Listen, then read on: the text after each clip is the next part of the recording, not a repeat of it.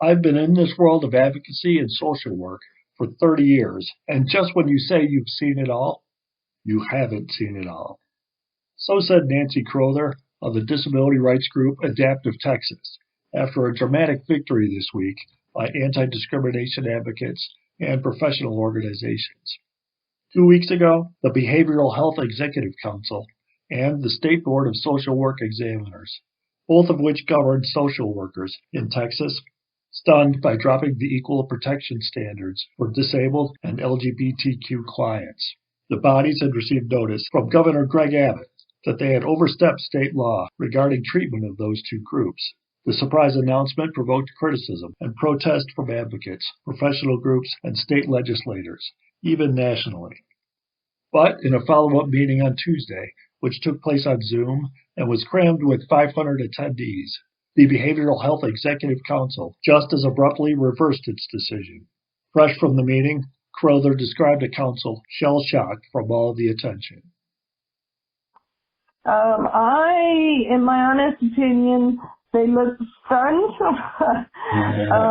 and a little bit nervous. They did not have any means of open communication with the public. So there was no public comment, you said, huh? No, and I think they were a little worried since the capacity of the Zoom conference was at a max. So what they did is they basically came in, talked about what happened, said we have some decision to make, we'll be back. They came back, they made the decision that everybody was happy with, and everybody left and they went back to work. However, they are going to pursue working with the Attorney General's office to get an opinion in relation to this situation, because this authority to change a statutory issue like this put a heavy burden on them when it should have been, in their words, something that would be done in the legislative arena. So they were kind of questioning not really the legality, but I want to say it was the ethics of the whole clash. Because they were questioning the same thing you and I were questioning. Why now? Why this? And so I felt very confident that they learned over the weekend. They were taken aback by all the feedback they had received.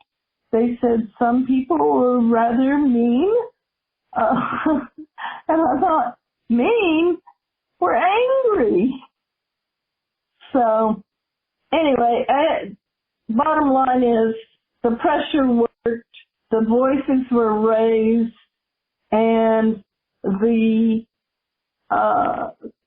whole issue was turned over in a positive manner, and we got what we wanted despite what the governor wanted.